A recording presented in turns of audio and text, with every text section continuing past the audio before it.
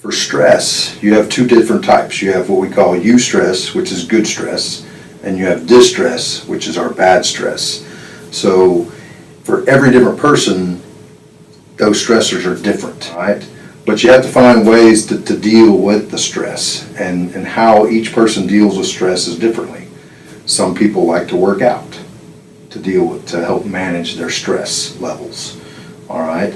Other people just like to sit and maybe listen to music or play music. Other people have different hobbies. There's lots of different ways to manage your stress, but you have to figure out which works best for the individual. There's not one overall, there's not a stress pill for you.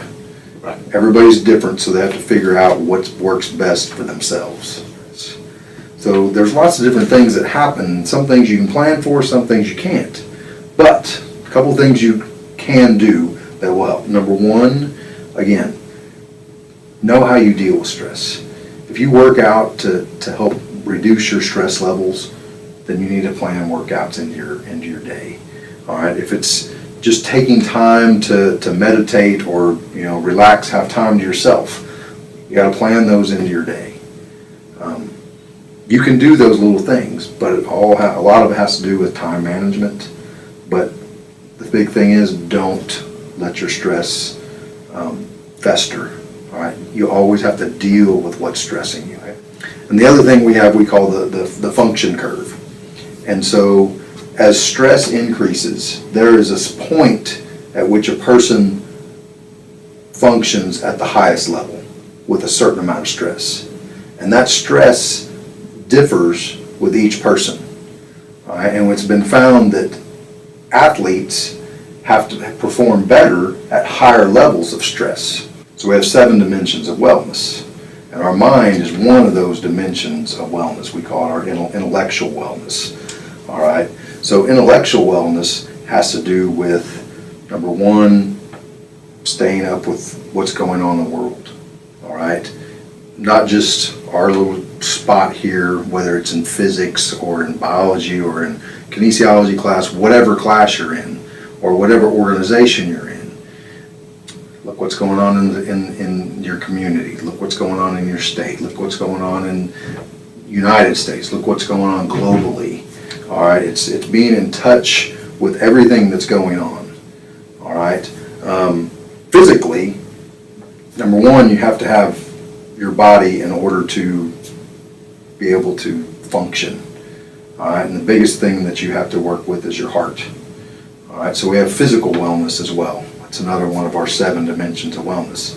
So physically, we have to have a good heart.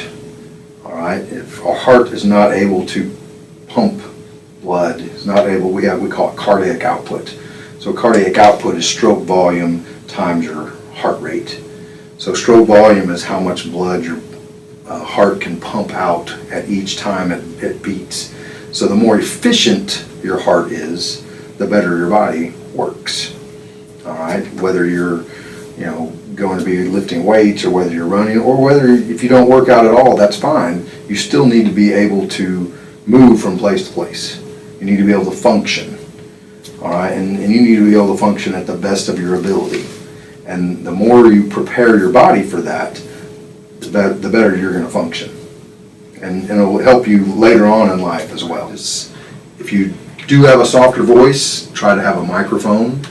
Also, that goes to knowing your setting. If you do use a microphone, make sure that you test it before you go through and start your speech. And also know how the microphone projects. Some microphones you have to get real close. Others you have a little bit of a distance between when you're speaking. It all depends on the type of microphone that they're using. So it's really good to make sure that you practice, at least get a couple of tests in there to see how well it projects and how far away you need to be from it. But practice is the key, and the more you practice and the more you know what you're going to talk about, the better you can project as you go. If you do tell a joke, know what your audience is. Know what it might have to be age appropriate, especially if you have younger kids or if you have an older crowd. The biggest thing I like to do is I might just start with a story. It could be a funny story, or it could just be a life story, something that will capture their